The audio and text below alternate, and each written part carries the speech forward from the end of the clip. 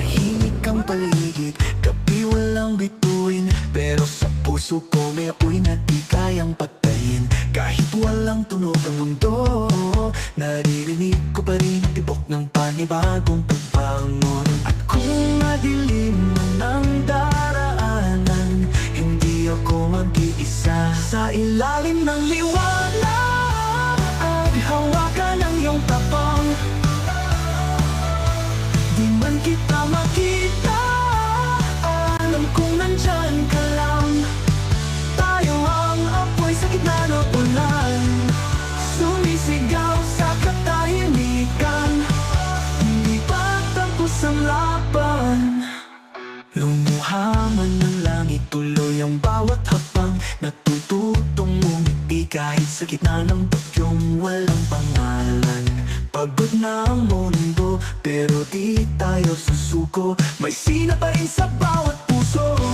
At kung madilim man ang daraanan, hindi ako mag-iisa. Sa ilalim ng liwanag, hawakan ang iyong tapang.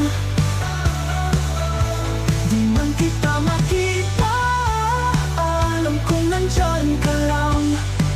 Tayo ang apoy sa gitna ng ulan, sumisigaw sa katahimikan.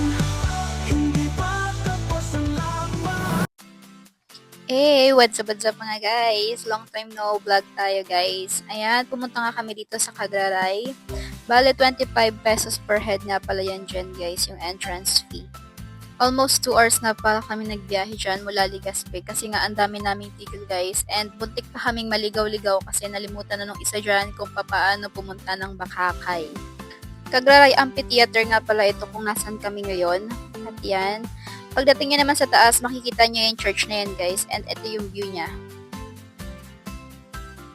Sobrang busog na busog nga ang mata ko dito kasi sobrang gaganda ng view. And ang lakas ng hangin dito guys. Sobrang nakaka-relax. At sabi nga nung isa dito, videohan ko daw siya kasi naku po, tuwang-tuwa talaga si bakla. Kasi sino ba namang hindi matutuwa sa view na yan guys.